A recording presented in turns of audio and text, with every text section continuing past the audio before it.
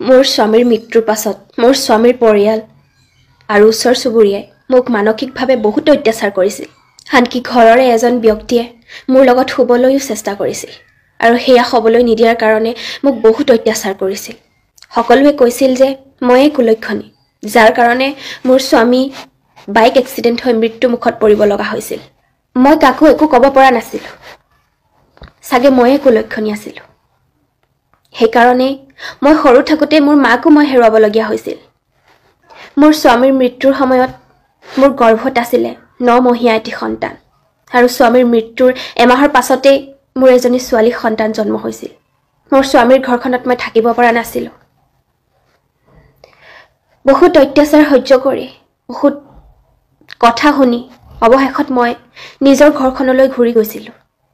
মই জানিছিলোঁ যে মোৰ নিজৰ ঘৰখনতো মই শান্তিৰে থাকিব নোৱাৰিম, কিন্তু তথাপিও মোৰ কাৰণে আৰু একো উপায় নাছিলে। আৰু ঘৰলৈ গৈ মই যি ভাবিছিলোঁ সেয়াই হ'ল। মোক ঘৰৰ মানুহ বা ওচৰ চুবুৰীয়াই কোনেও মোক শান্তিৰে থাকিব নিদিলে। কাৰণ আমি হৈছোঁ গাঁৱলীয়া মানুহ। স্বামীৰ যদি মৃত্যু হয়, গাঁৱত সদায় পত্নীকেই দোষাৰোপ কৰা হয়। ময়ো তাৰ ব্যতিক্ৰম নাছিলোঁ। এনেও মই সৰুৰে পৰা বহুত কষ্টেৰে ডাঙৰ দীঘল হৈছিলোঁ। মোৰ মা নাছিলে। যাৰ মা নাই তেওঁহে গম পায় জীৱনটো কিমান কষ্টকৰ হয়। আৰু তেনেকৈয়ে এদিন গুৱাহাটীত কাম কৰি থকা এগৰাকী বায়ে মোক গুৱাহাটীলৈ মাতিলে সৰু সুৰাকৈ কাম কৰিবৰ কাৰণে। আৰু তেনেদৰেই মই গুৱাহাটীলৈ আহি NGO এটাত কেয়াৰটেকাৰ হিচাপে কাম কৰিবলৈ ল'লোঁ। নিজে চলিব পৰাকৈ 2 এটকা উপাৰ্জন কৰি ভালদৰে আছিলোঁ। কিন্তু তাৰ পাছতেই মোৰ ছোৱালীজনীৰ ব্ৰেইন টিউমাৰ হ'ল আৰু মৃত্যুক সাৱটি ল'লে। কাক ক'ম? কোনেনো শুনিব? শুনিলেও জানো কোনোবাই বুজিব? বুজিলেও জানো কোনোবাই কিবা কৰিব পাৰিব? মই একেবাৰে নিৰুপায় হৈ গৈছিলোঁ। যেন জীয়াই থাকিব লাগে বাবেই মই জীয়াই আছিলোঁ। আৰু এনেকৈয়ে এদিন লগ পালোঁ কেব চালক ভূপেনক। লাহে লাহে কথা বতৰা আৰম্ভ হৈছিল। মোৰ সেই যন্ত্ৰণাদায়ক দিনবোৰত ভূপেনৰ লগত কথা পাতি অলপ মনটো ভাল কৰিবলৈ চেষ্টা কৰিছিলোঁ। লাহে লাহে আমাৰ কথা বতৰাবোৰে এদিন সম্পৰ্ক স্থান পাইছিলে। ভালদৰে জীয়াই থাকিবলৈনো কাৰ মন নাযায়? মোৰো মন গৈছিল সেই দুখ যন্ত্ৰণাৰ পৃথিৱীখনৰ পৰা অকণমান হ'লেও ওলাই আহি অলপ হাঁহিবলৈ, অলপ ভালদৰে জীয়াই থাকিবলৈ। কিন্তু তাতো মোৰ ভুল হৈ গ'ল। মই জনা নাছিলোঁ ভূপেন যে এজন বিশ্বাসঘাতক, ভূপেন যে এজন নৰসাধক।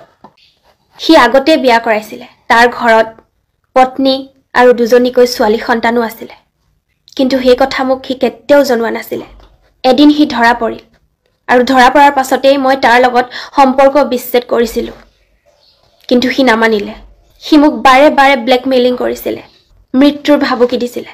তাৰ লগত কথা নাপাতিলে সি মোক প্ৰাণে মৰাৰ ভাবুকি বাৰে বাৰে দিছিল। আৰু মই সেই ভয়তে তাৰ লগত পুনৰ কথা পাতিছিলোঁ 2 এটা। হ'লেও কিন্তু সদায়ে কাজিয়া হৈ আছিল। আৰু এই ভয়তে মই পাণবজাৰ মহিলা আৰক্ষী থানাত এখন এজাহাৰো দিছিলোঁ।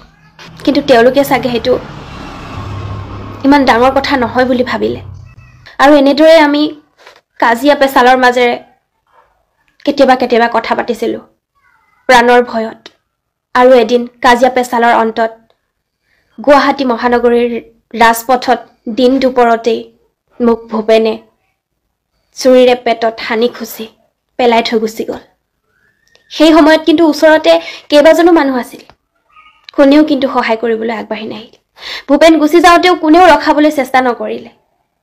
এনেকৈয়ে কিছু দেৰিৰ পাছত হস্পিটালত গৈ মোৰ মৃত্যু হ'ল। কিন্তু মোৰ মৃত্যুৰ পাছতো মানুহে মোক শান্তি নিদিলে। জীয়াই থাকোঁতেতো মই শান্তি নাপালোৱেই কোনোদিন, আৰু মৃত্যুৰ পাছতো মোক শান্তি নিদিলে। মোৰ চৰিত্ৰ বেয়া আছিলে, সেইকাৰণে মই বোলে মৰিব লগা হ'ল। আপোনালোকে এবাৰ ক'বচোন মোক, মই ক'ত ভুল কৰিছিলোঁ? গুৱাহাটীলৈ অহাৰ বাবেই নে শেষ হৈ যাব ধৰা জীৱনটোক পুনৰ এবাৰ জীয়াই তুলিবলৈ চেষ্টা কৰি বহুত বিশ্বাসেৰে ভূপেনৰ হাতখন ধৰাৰ বাবে? ক'ত ভুল হ'ল মোৰ? এবাৰ ক'বচোন। হয়, এয়াই আছিলে মৌচুমীৰ জীৱন। আপোনালোকে চাগে নিশ্চয় ধৰিব পাৰিছে। মৌচুমী মোৰ স্কুলীয়া দিনৰ বান্ধৱী আছিলে, প্ৰিয় বান্ধৱী। তাইৰ কথা মই সকলো জানিছিলোঁ। তাইৰ কথা মনত পৰিলেই মোৰ চকুপানী ওলাই আহে। তাইৰ যেতিয়া হাজবেণ্ড ঢুকাইছিলে সিদিনাখনো মই ৰাতি শুব পৰা নাছিলোঁ আৰু যেতিয়া তাইক কোনোবাই এনেকৈ মাৰি থৈ গৈছিলে সেইদিনাখনো মই এবাৰো চকু টিপ মাৰিব নোৱাৰিলোঁ মানুহৰ জীৱনটো এনেকৈও শেষ হৈ যায়নে ভাবিব নোৱাৰো মই তাই ভালে থাকক যতে আছে গুৱাহাটীৰ মৌচুমীৰ লগত থকা এগৰাকী বাইদেৱে মোক অনুৰোধ কৰিলে যে তাইৰ কথা লৈ পেলাই অলপ ক'বলৈ বাইদেউগৰাকীৰ নাম মাজনী বৰুৱা বৰুৱা নে কি আছিলে মই পাহৰি গৈছোঁ ফেচবুকত মোক ৰিকুৱেষ্ট পঠাইছিল আৰু মই সেইবাবে তেওঁৰ অনুৰোধটো ৰক্ষা কৰি মই আজি এইটো ভিডিঅ' বনালোঁ বাইদেউ আপুনি চাব এটা কমেণ্ট কৰিব বুলি আশা কৰিলোঁ থেংক ইউ